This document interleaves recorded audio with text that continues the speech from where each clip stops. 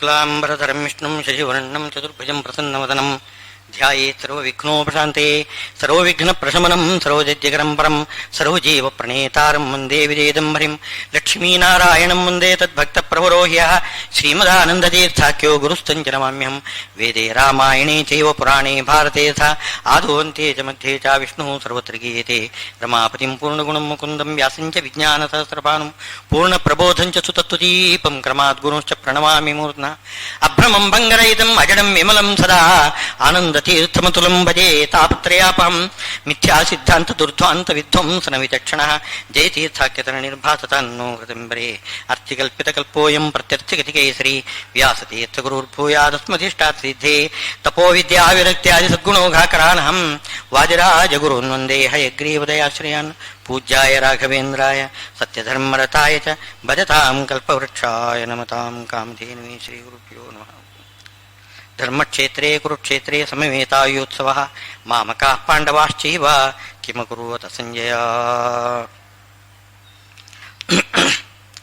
ಆರುರುಕ್ಷೋರ್ಮುನೇರ್ಯೋಗಂ ಕರ್ಮ ಕಾರಣಮುಚ್ಯತೆ ಯೋಗಾರೂಢಸ್ಯ ತಸ್ಯೈವ ಶಮಃ ಕಾರಣಮುಚ್ಯತೆ. ಅಪರೋಕ್ಷ ಆಗುವ ತನಕ ಅಪರೋಕ್ಷ ಜ್ಞಾನ ಸಂಪಾದನೆಗೋಸ್ಕರ ಎಲ್ಲ ಪ್ರಾಣಿಗಳನ್ನೂ ಕೂಡ ನಾವು ದಯೆಯಿಂದ ವಾತ್ಸಲ್ಯದಿಂದ ನೋಡಿ ಎಲ್ಲರಿಗೂ ಕೂಡ ಸಂತೋಷ ಉಂಟು ಮಾಡಬೇಕು. ಸರ್ವೇ ಜನಾ ಸುಖಿನೋ ಭವಂತು ಸಮಸ್ತ ಸನ್ಮಂಗಳಾನಿ ಭವಂತು. ಈ ರೀತಿ ನಾವು ಚಿಂತನೆ ಮಾಡಬೇಕು. ಯಾರಿಗೂ ಕೂಡ ದುಃಖ ಉಂಟಾಗಬಾರದು, ಎಲ್ಲರೂ ಕೂಡ ಸುಖಿಗಳಾಗಬೇಕು. ಅಂದರೆ ಸಜ್ಜನರು, ಅದು ಮೆತ್ತಗೆ ಹೇಳಬೇಕು. ದುರ್ಜನರಿಗಲ್ಲ, ಸಜ್ಜನರಿಗೆ ಯಾವತ್ತೂ ಕೂಡ ದುಃಖ ಉಂಟಾಗಬಾರದು.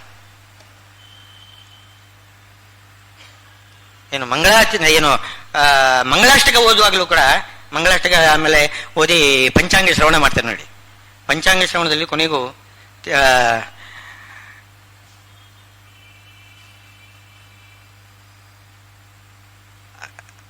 ಅದನಾ ಸದನಾ ಸಂತು ಸಜ್ಜನಾ ಸಂತು ನಿರ್ಭಯಾ ಅಲ್ಲಿ ಹೇಳೋದು. ಅಧನಾಹ ಸದನಾಹ ಸಂತು, ಯಾರು ದರಿದ್ರರಿದ್ದಾರೆ ನಿರ್ಗತಿಗರಿದ್ದಾರೆ ಅವರಿಗೆ ಬೇಕಾದಷ್ಟು ಸಂಪತ್ತು ಬರಲಿ. ಸಜ್ಜನಾ ಸಂತು ನಿರ್ಭಯಾ, ಸಜ್ಜನರಿಗೆ ಭಯ ಇಲ್ಲದೆ ಹೋಗಲಿ, ಸಜ್ಜನರಿಗೆ ಭಯ ಉಂಟಾಗಬಾರದು. ಏನು ಆ ಭಯೋತ್ಪಾದಕರಿಗೆ ಭಯ ಬರಲೇಬೇಕು. ಭಯೋತ್ಪಾದಕರು ಯಾರಿದ್ದಾರೆ ಅವರಿಗೆ ಭಯ ಬರಬೇಕು, ಸಜ್ಜನರಿಗೆ ಭಯ ಹೋಗಬೇಕು. ಅಧನಾ ಸದನಾ ಸಂತು ಸಜ್ಜನಾ ಸಂತು ನಿರ್ಭಯ. ಎಲ್ಲ ಪ್ರಾಣಿಗಳಲ್ಲಿ ದಯೆನ ಇಟ್ಟುಕೊಳ್ಬೇಕು. ಯಾಕೆಂದ್ರೆ ಪ್ರಹ್ಲಾದರಾಜರು ಹೇಳಿದ್ದಾರೆ, ತಸ್ಮಾತ್ ಸರ್ವೇಷು ಭೂತೇಷು ದಯಾಂ ಕುರುತ ಸೌಹೃದಂ. ಎಲ್ಲರಲ್ಲಿಯೂ ಕೂಡ ದಯೆ ವಾತ್ಸಲ್ಯ ಇಟ್ಕೋಬೇಕು. ಕಾರಣ ಏನು? ಎಲ್ಲರಲ್ಲಿಯೂ ಕೂಡ ಪರಮಾತ್ಮ ಇದ್ದಾನೆ. ಪರಮಾತ್ಮನ ವಾಸಗೃಹ, ಪರಮಾತ್ಮನ ವಾಸಗೃಹ ಅಂತಂದ್ರೆ ಅವನಿಗೆ ಅತ್ಯಂತ ಪ್ರಿಯ. ಯಾರಿಗಾದರೂ ಅಷ್ಟೇನೆ, ನಮ್ಮ ವಾಸಗೃಹ ನಮಗೆ ಇಷ್ಟ. ಹಾಗೆ ಪರಮಾತ್ಮನ ವಾಸಗೃಹ ಎಲ್ಲ ಭೂತಗಳು ಎಲ್ಲ ಪ್ರಾಣಿಗಳು ಅವನಿಗೆ ಇಷ್ಟ. ಅವನಿಗೆ ಇಷ್ಟವಾದ್ದನ್ನು ನಾವು ಪ್ರೀತಿಯಿಂದ ಕಾಣಬೇಕು, ಪ್ರೀತಿಯಿಂದ ಕಾಣಬೇಕು.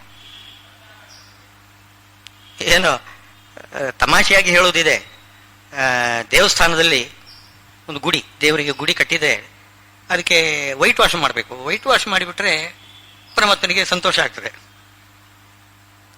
ಅದನ್ನು ಹೇಳಲಿಕ್ಕೆ ಒಂದು ಕಥೆ. ಯಾರೋ ಒಬ್ಬ ಈ ತಾಂಬೂಲ ತಿಂತಾ ಇದ್ದಂತೆ, ಈ ಎಲೆಗೆ ಸುಣ್ಣ ಹಚ್ಚುತ್ತಾ ಇದ್ದ. ಆ ಕೈಯಲ್ಲಿ ಇಡತಕ್ಕಂಥ ಸುಣ್ಣವನ್ನು ಗೋಡೆಗೆ ಬಳೆದಂತೆ. ಅದು ಅವನಿಗೆ ಏನು ವೈಟ್ ವಾಶ್ ಮಾಡಿದ ಒಂದು ಫಲ ಸಿಕ್ತಂತ ಅವನಿಗೆ. ಇಂಥ ಕಥೆಗಳು ಇದೆ, ಅದೆಲ್ಲ ಅತಿಶಯೋಕ್ತಿ. ಅಂತೂ ಏನು ಅಭಿಪ್ರಾಯ? ಪರಮಾತ್ಮನ ಒಂದು ಗೃಹ, ವಾಸಗೃಹ, ನಾವು ಅದನ್ನು ಚೆನ್ನಾಗಿ ಅದು ಗುಡಿಸಿ ಸಾರಿಸುವುದು, ರಂಗವಲ್ಲಿ ಹಾಕುವುದು, ಸಿಂಗಾರ ಮಾಡುವುದು, ಹೀಗೆಲ್ಲ ಮಾಡಿಬಿಟ್ರೆ ದೇವರಿಗೆ ಅತ್ಯಂತ ಪ್ರಿಯ. ಯಾಕೆ? ಅವರ ಮನೆಯನ್ನು ನಾವು ಶುದ್ಧ ಮಾಡಿದರೆ ಅವರಿಗೆ ಎಷ್ಟು ಸಂತೋಷ ಆಗ್ತದೆ. ಹಾಗೆ ಪ್ರತಿಯೊಂದು ಪ್ರಾಣಿಯೂ ಕೂಡ ಭಗವಂತನ ವಾಸಗೃಹ ಅಂತಂದುಕೊಂಡು ಆ ಪ್ರಾಣಿಗೆ ನಾವು ಪ್ರೀತಿ ತೋರಿಸ್ಬೇಕು. ಹೀಗೆ ತೋರಿಸಿದ್ರೆ ಪ್ರೀತಿಯಿಂದ ಅವನೇನು ಮಾಡ್ತಾನೆ, ಕೊನೆಗೆ ತನ್ನನ್ನು ತಾನು ತೋರಿಸಿಕೊಳ್ತಾನೆ, ತನ್ನ ಅಪರೋಕ್ಷ ಕೊಡ್ತಾನೆ. ತನ್ನ ಅಪರೋಕ್ಷ ಕೊಡಬೇಕಾಗಿದ್ದರೆ ತನ್ನ ವಾಸಗೃಹವಾಗಿರ್ತಕ್ಕಂಥ ಎಲ್ಲಾ ಪ್ರಾಣಿಗಳನ್ನು ಪ್ರೀತಿಯಿಂದ ನೋಡ್ಕೊಳ್ಳಿ. ತಚ್ಚ ಪ್ರಾಣ್ಯುಪಕಾರೇಣ ಪ್ರೀತೋ ಭವತಿ ಕೇಶವ. ಅಲ್ಲಿ ಪ್ರಾಣಿಗಳಿಗೆ ನೀವು ಉಪಕಾರ ಮಾಡಿದ್ರಿ ಅಂತಂದ್ರೆ ಅದು ತನಗೇ ಮಾಡಿದ ಉಪಕಾರ ಅಂತ ತಿಳ್ಕೊಂಡು ಭಗವಂತ ಪ್ರೀತನಾಗ್ತಾನೆ, ಸುಪ್ರೀತನಾಗ್ತಾನೆ. ಅವನು ಅಪರೋಕ್ಷ ಅವನು ಕೊಡ್ತಾನೆ, ತನ್ನ ದರ್ಶನ ನೀಡ್ತಾನೆ. ಇಷ್ಟು ಹೇಳಿದ್ದಾರೆ. ಆರುರುಕ್ಷೋರ್ ಮುನೇರ್ಯೋಗಂ ಕರ್ಮ ಕಾರಣ ಮುಚ್ಚತೆ. ಯೋಗಾರೂಢಸ್ಯ ಅಪರೋಕ್ಷ ಕಂಡ ಮೇಲೆ ಇನ್ನೇನು ಮಾಡಬೇಕಾಗಿದೆ? ಆಯ್ತಲ್ಲ, ನಮ್ಮ ಕೆಲಸ ಆಗೋಯ್ತು, ಪರಮಾತ್ಮನ ಕಂಡುಬಿಟ್ಟಿದ್ದೇನೆ, ಏನು ಮಾಡಬೇಕಾಗಿಲ್ಲ. ಹೀಗೆ ಎಷ್ಟೋ ಜನ ಹೇಳುವುದಿದೆ, ಅದು ಮಾತ್ರ ತಪ್ಪು. ಪರಮಾತ್ಮನನ್ನು ನೋಡಿದವರು ಅವರು ಏನು ಮಾಡಬೇಕಾಗಿಲ್ಲ, ಆದರೆ ಮಾಡ್ತಾರೆ. ಪರಮಾತ್ಮನ ಪ್ರೀತಿಗಾಗಿ ಮಾಡಬೇಕು ಅಂತೇನಿಲ್ಲ, ಅವನು ಹೇಳುವುದಿಲ್ಲ. ನೀನು ಮಾಡು ಅಂತ ಅವನೇನು ಹೇಳುವುದಿಲ್ಲ, ಏನು ಮಾಡಬೇಕಾಗಿಲ್ಲ. ನಮ್ಮ ಪ್ರೀತಿ ಪಾತ್ರ ಇದ್ದಾರೆ ನೋಡಿ, ನಮ್ಗೇನು ಉಪಕಾರ ಮಾಡಬೇಕಾಗಿಲ್ಲ, ಅವರನ್ನು ನೋಡ್ಕೊಂಡಿದ್ರೆ ನಮ್ಗೆ ಸಂತೋಷ. ನಮಗೆ ಅತ್ಯಂತ ಪ್ರೀತಿ ಪಾತ್ರರು ಹತ್ತಿರದ ಬಂಧುಗಳಿದ್ದಾರೆ, ಅವ್ರು ನಮ್ಮ ಹತ್ತಿರದಲ್ಲಿ ಇದ್ರೆ ಸಾಕು ನಮಗೆ. ಅವ್ರೇನು ನಮಗೆ ಉಪಕಾರ ಮಾಡಬೇಕು ಅಂತೇನಿಲ್ಲ, ಆದರೆ ಅವರು ಉಪಕಾರ ಮಾಡಿಯೇ ಮಾಡ್ತಾರೆ. ಆ ಪ್ರೀತಿ ಅದು ಪ್ರೇರಣೆ ಮಾಡ್ತದೆ. ಆ ಪ್ರೀತಿಯಿಂದ ಅವರು ಉಪಕಾರ ಮಾಡಿಯೇ ಮಾಡ್ತಾರೆ. ಹಾಗೆ ಭಗವಂತನನ್ನು ನೋಡಿದವರು ವಿಶೇಷವಾಗಿ ಭಗವಂತನಿಗೆ ಪ್ರೀತಿಕರವಾಗಿರ್ತಕ್ಕಂತಹ ಎಲ್ಲ ಕೆಲಸ ಮಾಡ್ತಾರೆ. ಎಲ್ಲ ಪ್ರಾಣಿಗಳಲ್ಲಿ ಬಹಳ ಒಂದು ಪ್ರೀತಿ ಮಾಡ್ತಾರೆ. ಅದಕ್ಕೆ ಉದಾಹರಣೆ ರಾಘವೇಂದ್ರ ಸ್ವಾಮಿಗಳು. ಯಾರು ಬಂದು ಕೇಳಿದ್ರು ಕೂಡ ಅವರಿಗೆ ಬೇಕಾದಷ್ಟು ಏನು ಅವರಿಗೆ ಸಂಪತ್ತು ಕೊಡ್ತಾರೆ, ಅವರ ಆಪತ್ತು ಪರಿಹಾರ ಮಾಡ್ತಾರೆ, ಉದ್ಧಾರ ಮಾಡ್ತಾರೆ. ಏನು ನಮೋ ಅತ್ಯಂತ ದಯಾಳವೇ ಅಂತ ಅವರನ್ನು ಕೊಂಡಾಡ್ತೇವೆ ನಾವು. ಯಾಕೆ ಅಷ್ಟು ಪ್ರೀತಿ ಅವರಿಗೆ? ಪರಮಾತ್ಮನ ವಾಸಸ್ಥಾನ ಅವರೆಲ್ಲರೂ ಕೂಡ. ತನ್ನ ಬಳಿಗೆ ಬಂದವರೆಲ್ಲ ಪರಮಾತ್ಮನ ಭಕ್ತರು. ಮುಕುಂದ ಭಕ್ತಿ ಗುರು ಭಕ್ತಿ ಜಾಯಿ ಅಂತ. ಗುರುಗಳಲ್ಲಿ ಭಕ್ತಿ ಬಂತು ಅಂತಂದ್ರೆ ಮುಕುಂದನಲ್ಲಿ ಭಕ್ತಿ ಬಂದೇ ಬರ್ತದೆ. ಅಂತಹ ಭಗವದ್ಭಕ್ತರು ನನ್ನ ಕಡೆಗೆ ಬರ್ತಾ ಇದ್ದಾರೆ ಅಂತ ಅವರ ಮೇಲೆ ಪ್ರೀತಿಯಿಂದ ರಾಯರು ವಿಶೇಷವಾಗಿ ಅನುಗ್ರಹ ಮಾಡ್ತಿದ್ದಾರೆ. ಮಾಡಬೇಕು ಅಂತೇನಿಲ್ಲ, ಅವರಿಗೆ ಯಾರು ಒತ್ತಾಯ ಮಾಡಬೇಕಾಗಿಲ್ಲ, ಸ್ವಯಂ ಪ್ರೇರಣೆಯಿಂದ ಮಾಡ್ತಾರೆ. ಅದನ್ನೇ ಹೇಳಿದ್ರು ಪ್ರಹ್ಲಾದರಾಜರಾಗಿ ಹೇಳಿದ್ದು, ಅದೇ ಮಾತನ್ನು ಹೇಳಿದ್ರು. ಆದ್ರಿಂದ ಶಮಃ ಕಾರಣ ಮುಚ್ಚತೆ ಅಂತ ಶಮ ಶಬ್ದವನ್ನು ಉಪದೇಶ ಹೇಳಿದ್ದಾರೆ. ಶಮ ಶಬ್ದಕ್ಕೆ ಉಪಶಮ ಅಂತಲೂ ಒಂದು ಅರ್ಥ ಇದೆ. ಉಪಶಮ ಅಂದ್ರೆ ಎಲ್ಲ ಬಿಟ್ಟುಬಿಡೋದು. ಈ ಎಲ್ಲ ಬೇರೆಲ್ಲ ಪ್ರಾಣಿಗಳಿಗೆ ಉಪಕಾರ ಮಾಡೋದಿದೆಲ್ಲ, ಆ ಕೆಲಸವನ್ನೆಲ್ಲ ಬಿಟ್ಟುಬಿಡಿ ಅಂತ ಮೇಳಿದಾಗ ಕಾಣಿಸುತ್ತೆ. ಬಿಟ್ಟುಬಿಡಿ ಅಂತ ಅರ್ಥಲ್ಲ, ಬಿಡಬಹುದು, ಬಿಟ್ಟರೆ ತೊಂದರೆನೇ ಇಲ್ಲ, ಇಷ್ಟೇ ಅಭಿಪ್ರಾಯ. ಯಾಕೆಂದ್ರೆ ಪರಮಾತ್ಮನನ್ನು ಕಂಡವನವನು, ಅವನ ಮೇಲೆ ಅವರಿಗೆ ಪರಮಾತ್ಮನಿಗೆ ಸದಾ ಪ್ರೀತಿ ಇದ್ದೇ ಇದೆ. ಅವನು ಮಾಡಲಿ ಹೋಗ್ಲಿ, ಪರಮಾತ್ಮನ ಸೇವೆ ಮಾಡೇ ಹೋಗ್ಲಿ, ಪರಮಾತ್ಮನನ್ನು ಕಂಡವನು ಪರಮಾತ್ಮನಿಗೆ ಪ್ರಿಯ. ಅಷ್ಟು ಪ್ರೀತಿಯಿಂದಲೇ ತಾನೇ ತನ್ನನ್ನು ತಾನು ತೋರಿಸಿರೋದು, ದರ್ಶನ ಕೊಟ್ಟಿರೋದು ಪ್ರೀತಿಯಿಂದ ತಾನೇ. ಆಮೇಲೆ ಅವನನ್ನು ಯಾವತ್ತೂ ಕೂಡ ನಾಶ ಮಾಡುವುದಿಲ್ಲ ಭಗವಂತ, ಯಾವ ರೀತಿಯಿಂದಲೂ ಅವನಿಗೆ ದುಃಖ ಕೊಡುವುದಿಲ್ಲ, ಇದ್ದೇ ಇದೆ. ಆದರೆ ಅವರು ಸ್ವಯಂ ಪ್ರೇರಣೆಯಿಂದ ವಿಶೇಷವಾಗಿ ಬೇರೆ ಎಲ್ಲ ಪ್ರಾಣಿಗಳಲ್ಲಿಯೂ ಕೂಡ ಪ್ರೀತಿ ಇಟ್ಟು ಭಗವಂತನ ವಾಸಸ್ಥಾನ, ಭಗವಂತನ ಪ್ರಿಯರು, ಅವನಿಗೆ ಪ್ರಿಯರು ಎಂಬುದಾಗಿ ಅವರು ಕಾರ್ಯ ಮಾಡ್ತಾರೆ. ಶಮ ಶಬ್ದಕ್ಕೆ ಎರಡರ್ಥ ಇದೆ. ಒಂದು ಎಲ್ಲ ಉಪಶಮ, ಎಲ್ಲ ಬಿಟ್ಟು ಬಿಡುವುದು ಅಂತ. ಇನ್ನೊಂದು ಅರ್ಥ ಏನಿದೆ ಅಂತಂದ್ರೆ ಭಗವಂತನಲ್ಲಿ ಮನಸ್ಸನ್ನು ಇಡುವುದು. ಇದಕ್ಕೂ ಶಮ ಅಂತ ಹೇಳ್ತಾರೆ. ಶಮದಮಾದಿಗಳು ಅಂತ ಹೇಳ್ತೇವೆ ನೋಡಿ, ಶಮದಮಾದಿ ಗುಣ ಸಂಪನ್ನರು ಅಂತ ಹೇಳ್ತೇವೆ. ಅಲ್ಲಿ ಶಮ ಅಂತಂದ್ರೆ ಏನು? ಭಗವಂತನಲ್ಲಿ ಮನಸ್ಸನ್ನು ಇಡುವುದು, ಭಕ್ತಿ. ದಮ ಅಂದ್ರೆ ಇಂದ್ರಿಯ ನಿಗ್ರಹ. ಆ ಶಮದಮಾದಿಗಳು, ಆ ಶಮ ಎಂಬುದು ಕಾರಣ. ಯಾವುದಕ್ಕೆ ಕಾರಣ? ಮೋಕ್ಷದಲ್ಲಿ ಅತಿಶಯವಾಗಿರತಕ್ಕಂತಹ ಆನಂದಕ್ಕೆ ಅದು ಕಾರಣ ಅಂತ ಹೇಳಿದರು. ಶಮ, ಆ ಶಮ ಎಂಬುದು ಈ ಹೊರಗಿನ ಏನು ಕಾರ್ಯಗಳುಂಟಲ್ಲ, ಜನಸೇವೆ, ಲೋಕಸೇವೆ, ಆ ಲೋಕಸೇವೆಯನ್ನು ಸ್ವಲ್ಪ ಸಂಕೋಚ ಮಾಡಿದರೂ ಪರವಾಗಿಲ್ಲ, ಪರಮಾತ್ಮನಲ್ಲಿ ಧ್ಯಾನ ರೂಪವಾದ ಶಮವನ್ನು ಮಾತ್ರ ಅದನ್ನು ಮುಂದುವರಿಸಬೇಕು, ವಿಶೇಷವಾಗಿ ಮಾಡಬೇಕು. ಮಾಡಬೇಕಾಗಿಲ್ಲ ಅಂತಂದ್ರಲ್ಲ ಕಾರ್ಯ, ಕೆಲವು ಮಾಡಲೇಬೇಕಾದ್ದಿದೆ. ಯಾವುದದು? ಸಂಧ್ಯಾ ವಂದನಾದಿ ಕರ್ಮಗಳು. ಅದನ್ನು ಬಿಡುವ ಹಾಗಿಲ್ಲ. ಏನೋ ಈ ಲೋಕಸೇವೆ ಇದೆಯಲ್ಲ, ಅದನ್ನು ಬೇಕಾದ್ರೆ ಬಿಟ್ಟು ಬಿಡ್ಬೋದು. ಲೋಕಸೇವೆಯನ್ನು ಬೇಕಾದ್ರೆ ಬಿಟ್ಟುಬಿಡಿ. ಆದರೆ ಸಂಧ್ಯಾ ವಂದನಾದಿ ನಿತ್ಯ ಕರ್ಮಗಳನ್ನು ಬಿಡುವ ಹಾಗಿಲ್ಲ. ಅದು ಮಾಡಲೇಬೇಕು. ಆದರೂ ಹೇಳ್ತಾನೆ ಶ್ರೀಕೃಷ್ಣ, ಶಮಃ ಧ್ಯಾನ ಇದೆಯಲ್ಲ ಅದು ಮುಖ್ಯ. ಶಮ ಶಬ್ದಕ್ಕೆ ಧ್ಯಾನ ಅಂತ ಅರ್ಥ. ಧ್ಯಾನ ಎಂಬುದು ಮುಖ್ಯ, ಸಮಾಧಿ ಎಂಬುದು ಮುಖ್ಯ. ಅದನ್ನು ಮಾಡ್ತಾ ಇದ್ರೆ ಬೇರೆ ಮಾಡಬೇಕಾಗಿಲ್ಲ, ಮಾಡದೇ ಇದ್ರೆ ದೋಷ ಇಲ್ಲ. ಅಂದ್ರೆ ಅವರು ಮಾಡ್ತಾರಲ್ಲ ಅಂತಂದ್ರೆ ಕೆಲವು ಸಲ ಮಾಡ್ಲಿಕ್ಕೆ ಆಗುವುದಿಲ್ಲ. ಸಮಾಧಿಯಲ್ಲಿ ಎರಡು ರೀತಿ ಇದೆ ನೋಡಿ, ಸಂಪ್ರಜ್ಞಾತ ಸಮಾಧಿ, ಇನ್ನೊಂದು ಅಸಂಪ್ರಜ್ಞಾತ ಸಮಾಧಿ. ಅವರು ಅಸಂಪ್ರಜ್ಞಾತ, ಏನಾಯಿತು ಗೊತ್ತಾಗುವುದಿಲ್ಲ, ಲೋಕದಲ್ಲಿ ಏನಾಗಿದೆ ಎಂದು ಗೊತ್ತಾಗುವುದಿಲ್ಲ. ಲೋಕದಲ್ಲಿ ಏನಾಗಿದೆ ಅಂತಲೂ ಗೊತ್ತಾಗುವುದಿಲ್ಲ ಅವರಿಗೆ. ಸಮಾಧಿಯಿಂದ ಭಗವಂತನ ನೋಡ್ತಾನೆ ಇರ್ತಾರೆ. ಅಲ್ಲಿ ಸೂರ್ಯ ಉದಯ ಆದ್ದು ಗೊತ್ತಿಲ್ಲ, ಅಸ್ತವಾದ್ದು ಗೊತ್ತಿಲ್ಲ, ಎರಡೂ ಸಂಧ್ಯಾ ವಂದನೆ ಬಿಟ್ಟಿರ್ತಾನೆ ಅವನು. ಅವನು ಸಮಾಧಿ ಅವಸ್ಥೆಯಲ್ಲಿ ಕುಳಿತಿರ್ತಾನೆ. ಅವನಿಗೆ ದೋಷ ಇಲ್ಲ.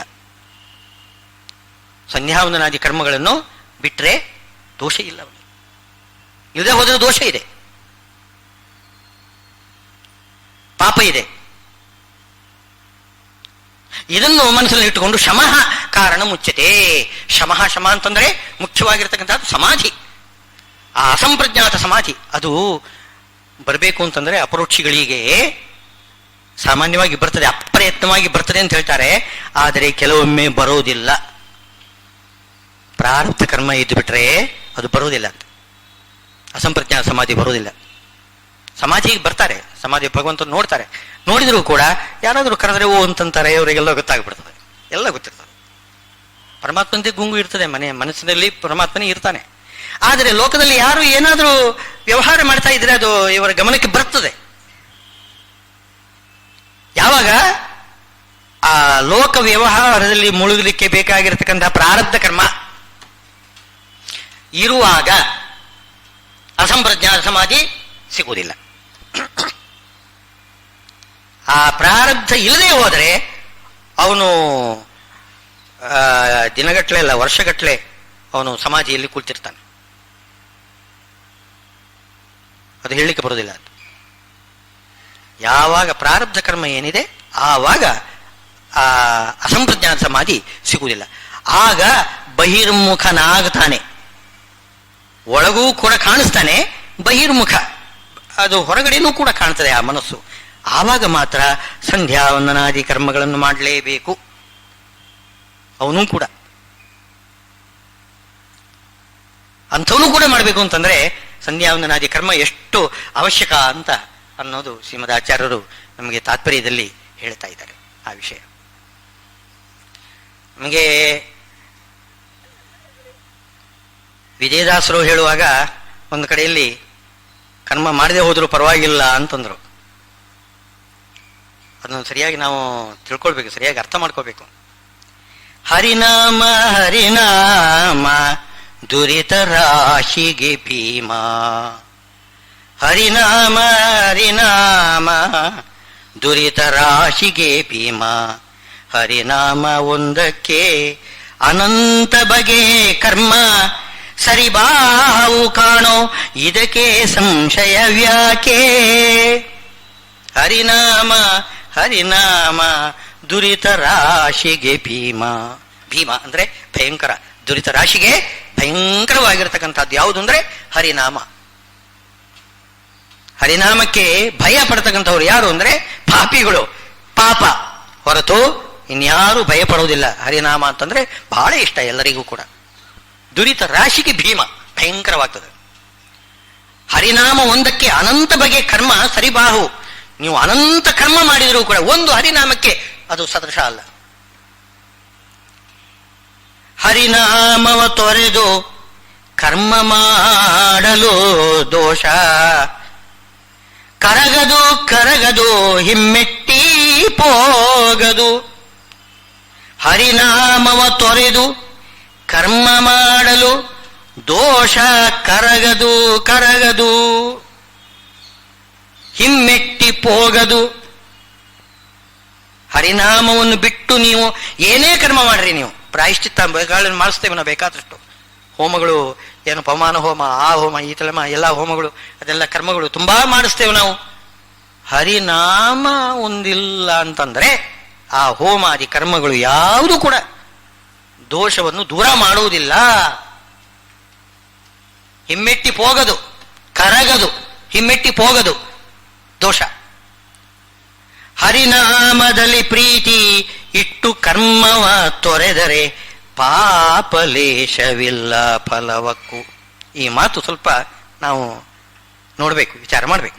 ಹರಿನಾಮದಲ್ಲಿ ಪ್ರೀತಿ ಇಟ್ಟು ಕರ್ಮವ ತೊರೆದರೆ, ನಾನು ಏನು ಹರಿನಾಮ ನಾಮ ಸಂಕೀರ್ತನೆ ಮಾಡ್ತೇನೆ, ನಾನು ಸಂಧ್ಯಾ ವಂದನೆ ಮಾಡೋದಿಲ್ಲ, ತೊಂದರೆ ಇಲ್ಲ ಹೇಳಿದಾಗ ಕಾಣಿಸ್ತದೆ, ಅದು ಮಾತ್ರ ತಪ್ಪು. ಹರಿನಾಮದಲ್ಲಿ ಪ್ರೀತಿ ಇಟ್ಟು ಅಂತಂದಿದ್ದಾರೆ. ಹರಿನಾಮದಲ್ಲಿ ಪ್ರೀತಿ, ಪ್ರೀತಿ ಅಂದರೆ ಎಂಥ ಪ್ರೀತಿ ಅದು? ಅಸಂಪ್ರಜ್ಞಾತ ಸಮಾಧಿಗೆ ಏರಬಲ್ಲ ಪ್ರೀತಿ. ಅದನ್ನು ಇಟ್ಟುಕೊಂಡ್ರೆ ಈ ವಾಕ್ಯ ಸರಿಯಾಗ್ತದೆ. ಸುಮ್ಮನೆ ಹರಿನಾಮದಲ್ಲಿ ಪ್ರೀತಿ ಅಲ್ಲ, ಎಷ್ಟು ಪ್ರೀತಿ, ಗಾಢವಾದ ಪ್ರೀತಿ. ನಾವು ಅತ್ಯಂತ ಗಾಢವಾಗಿ ಯಾರನ್ನು ಪ್ರೀತಿ ಮಾಡ್ತೇವೆ, ಅದರ ಧ್ಯಾನದಲ್ಲೇ ಮುಳುಗುತ್ತೇವೆ ನೋಡಿ, ಅಂಥ ಪ್ರೀತಿ. ಅಸಂಪ್ರಜ್ಞಾತ ಸಮಾಧಿ ಏರತಕ್ಕಂಥವನಿಗೆ ಹಾಗೆ ಕರ್ಮ ತೊರೆದರೆ ಪಾಪ ಲೇಪವಿಲ್ಲ. ಹಾಗೆ ಅರ್ಥ ಮಾಡ್ಕೋಬೇಕು ಅದನ್ನು. ಸುರಗುರು ವಿಜಯ ವಿಠ್ಠಲರೇಯನ ನಾಮ ಸ್ಮರಿಸಿದ ಮನುಜರಿಗೆ ಸ್ಥಿರವೆನ್ನು ಜ್ಞಾನ ಭಕ್ತಿ. ಜ್ಞಾನ ಭಕ್ತಿ ಎಂಬುದು ಸ್ಥಿರವಾಗಿ ಬರ್ತದೆ. ಹರಿನಾಮದ ಮಹಿಮೆ ಅದಿದ್ದೇ ಇದೆ. ಹರಿನಾಮಕ್ಕೆ ಮಹಿಮೆ ಇದೆ. ಹರಿನಾಮದಲ್ಲಿ ಪ್ರೀತಿ ಎಷ್ಟಿದೆ ಅದು ಮುಖ್ಯ. ಹರಿನಾಮಕ್ಕೆ ಶಕ್ತಿ ಇದೆ, ಹೌದು. ನಮಗೆ ಹರಿನಾಮದಲ್ಲಿ ಎಷ್ಟು ಪ್ರೀತಿ ಇದೆ, ಆ ಪ್ರೀತಿ ಅದರ ಪರಾಕಾಷ್ಠೆ ಅಂದರೆ ಯಾವುದು ಅಂತಂದ್ರೆ, ಹರಿನಾಮ ಜಪ ಮಾಡ್ತಾ ಇರುವಾಗ ಅವನು ಅಸಂಪ್ರಜ್ಞಾತ ಸಮಾಧಿಗೆ ಹೋಗ್ಬೇಕು, ಏರಬೇಕು. ಅಂಥವನಿಗೆ ಮಾತ್ರ ಯಾವ ಕರ್ಮ ಬಿಟ್ಟರೂ ಕೂಡ ಅದರಿಂದ ಏನು ಅವನಿಗೆ ದೋಷ ಇಲ್ಲ. ಅದೇ ಹರಿನಾಮ ಬಿಟ್ಟು ನೀವು ಅನಂತ ಕರ್ಮ ಮಾಡಿದರೂ ಕೂಡ ಒಂದು ಹರಿನಾಮಕ್ಕೆ ಅದು ಸದೃಶವಾಗುವುದಿಲ್ಲ.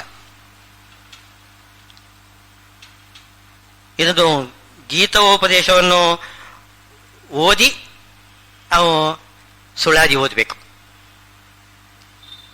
ಗೀತೆ ಓದದೆ ಸುಳಾದಿ ಓದಿಬಿಟ್ರೆ ಅರ್ಥ ಅದು ತಪ್ಪಾಗಿ ಬಿಡ್ತದೆ.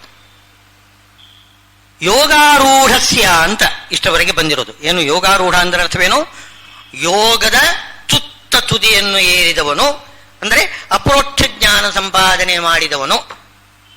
ಅವನಿಗೆ ಶಮಃ ಕಾರಣ ಮುಚ್ಚತೆ. ಅವನು ಬೇರೆ ಎಲ್ಲ ಕರ್ಮಗಳನ್ನು ಮಾಡಬೇಕಾಗಿಲ್ಲ. ತುತ್ತ ತುದಿ ಅಂದ್ರೆ ಅಪರೋಕ್ಷ, ಅಪರೋಕ್ಷಾನಂತರದಲ್ಲಿ ಬರ್ತಕ್ಕಂಥ ಅಸಂಪ್ರಜ್ಞಾತ ಸಮಾಧಿ. ಆ ಸಂದರ್ಭದಲ್ಲಿ ಅವನು ಕೇವಲ ಶಮ ಧ್ಯಾನ ಮಾಡಿದ್ರೆ ಸಾಕು, ಇನ್ಯಾವ ಕರ್ಮನೂ ಮಾಡಬೇಕಾಗಿಲ್ಲ. ಇಷ್ಟು ಹೇಳಿದಾಗಾಯ್ತು. ಆ ಅಪರೋಕ್ಷ ಜ್ಞಾನಿ ಅವನ ಲಕ್ಷಣ ಏನು ಅಂತ ಹೇಳ್ತಾ ಇದ್ದಾರೆ ಇವಾಗ. ಯದಾ ಹಿ ನೇಂದ್ರಿಯಾರ್ಥೇಶು ನ ಕರ್ಮ ಸ್ವನುಸಜ್ಜತೆ ಸರ್ವಸಂಕಲ್ಪ ಸನ್ಯಾಸಿ ಯೋಗಾರೂಢ ತದೋಚ್ಯತೆ. ಸರ್ವ ಸಂಕಲ್ಪ ಸನ್ಯಾಸಿ ಆಗಿರ್ತಾನಂತೆ. ಯದಾ ಯಾವಾಗ ಅವನು ಸರ್ವ ಸಂಕಲ್ಪ ಸನ್ಯಾಸಿ ಆಗಿರ್ತಾನೆ. ಸಂಕಲ್ಪ ಅಂದ್ರೆ ಏನು? ತನ್ನ ಕರ್ಮದಲ್ಲಿ ಮಮತೆಯನ್ನು ಪೂರ್ತಿ ಬಿಟ್ಟು ವಿಷಯ ಪದಾರ್ಥಗಳಲ್ಲಿಯೂ ಅದನ್ನು ಸಂಪಾದನೆ ಮಾಡಿ ಕೊಡ್ತಕ್ಕಂಥ ಕರ್ಮದಲ್ಲಿಯೂ ಪ್ರೀತಿ ಇಲ್ಲದೆ ಇರತಕ್ಕಂಥವನು ಯಾರಿದ್ದಾನೆ, ಮಮತೆ ಇಲ್ಲದೆ ಇರತಕ್ಕಂಥವನು ಯಾರಿದ್ದಾನೆ, ಅವನು ವಿಷಯ ಸಂಪಾದನೆ, ವಿಷಯ ಪದಾರ್ಥ ಸಂಪಾದನೆ ಮಾಡಬೇಕಾಗಿದ್ರೆ ಉದ್ಯೋಗ ಇತ್ತೆಲ್ಲ ಮಾಡಬೇಕು. ಅಯ್ಯೋ ನಮಗೆ ಉದ್ಯೋಗ ಹೋಯ್ತು ಅಂತಂದ್ರೆ ನಾವು ಸರ್ವನಾಶ ಆಗೋಯ್ತು ಅಂತ ನಾವು ತಿಳ್ಕೊಂಡಿರ್ತೇವೆ. ಯಾಕಂದ್ರೆ ವಿಷಯ ಪದಾರ್ಥ ಸಂಪಾದನೆಗೆ ಇರುವುದೇ ಅದೊಂದು ಮಾರ್ಗ, ಉದ್ಯೋಗ. ಆ ಉದ್ಯೋಗದಲ್ಲಿ ನಮಗೆ ಒಂದು ಮಮತೆ, ಪ್ರೀತಿ. ಆ ಪ್ರೀತಿ ಮೊದಲು ಹೋಗ್ಬೇಕಂತೆ. ಹೋಗ್ತದೆ ಯಾರಿಗೆ? ಅಪರೋಕ್ಷ ಜ್ಞಾನಿಗೆ.